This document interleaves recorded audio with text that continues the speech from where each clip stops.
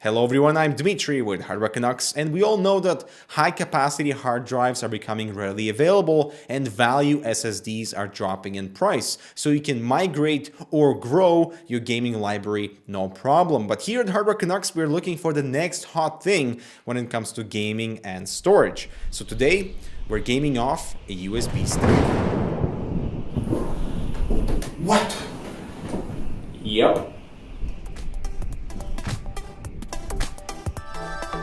So this is a 128GB HyperX Savage USB drive with first gen USB 3.1 interface. It's Gen 1, so we are limited to USB 3.0 theoretical maximum speed of 5 gigabits per second. Don't get confused by the USB 3.1 Gen 1 because you could literally just see this as a USB 3.0 because USB 3.1 Gen 1 is a manufacturer's specification label and nothing more. Now, I'm pretty sure Kingston designed this Savage for gamers in mind with its bold and angular red body, although keeping a very slim profile, which is very important for surrounding USB clearance. And for reference, here's another HyperX drive that is also 128GB, but with a larger profile, causing a few issues in the past with blocking some nearby USB ports. Speed-wise, the HyperX Savage is between a hard disk and an SSD with very promising read and write speeds, but I am worried about very low 4K speeds,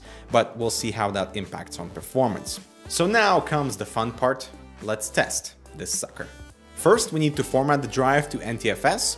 Then I install Steam on the actual drive, and it was actually quite worrying because of the lengthy installation time, and here's a sped up version of that. I then transferred some of my current played games onto the HyperX Savage, and luckily the discovery files portion was quick enough, but the allocation of the disk space and the rest of the installation was considerably slower than expected, with a few weird freezes on Steam that luckily resolved by itself. And now that we have some games on the Savage, let's play some games. Now, just for reference, I ran 3D Mark just in case and noticed no significantly lower score. Next, I jumped into CSGO. Loading into an offline map took 61 seconds on the USB and 55 seconds on my SSD, so not a significant difference there. However, at random times, I experienced freezes during the buying period or occasional hiccups during the match as well. So gaming off a USB for competitive online may not be the best option.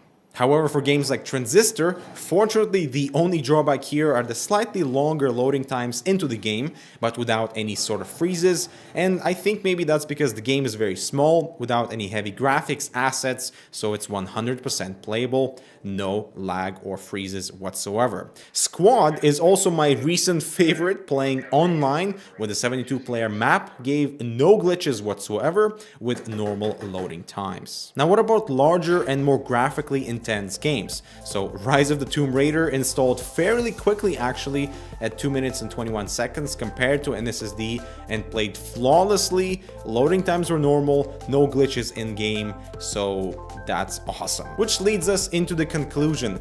Gaming off an USB may not be such a consistent experience as you may expect. Not sure why we experience all these type of glitches and freezes in CSGO, however, no freezes or glitches in whatsoever in any of the other games that I played, but that is definitely something to keep in mind. And also, don't forget that gaming on such a USB drive is definitely a luxury considering the price per gigabyte. So if you want maximum speed, internal SSD is your friend. But the reality of having a gaming library on such a tiny USB stick is pretty awesome, especially if you happen to game on multiple machines all the time, with this method not occupying on any of your internal storage. I also found a really good use for the drive as a cache drive for video editing, so I can offload those previews that are rendered onto the Savage USB without filling up any of the storage on the actual machine and experiencing zero slowdowns on the USB itself. And so the exciting part of this USB advancement is not really USB 3.1 Gen 1, because that's literally just USB 3.0 speeds, but when we're entering USB 3.1 Gen 2, then we're gonna double the USB 3.0 maximum throughput, theoretical throughput, so we're gonna get 10 gigabits per second, and that's really exciting for content creators to utilize, little USB sticks just like this for content creation on the go, or having to offload some of that data onto a USB stick and not exactly sure if there's going to be any benefits for gaming. However, most likely any of those hiccups that I experienced in CSGO might potentially be solved with a faster drive. And that is all I have to say, but have you ever gamed on a USB stick before?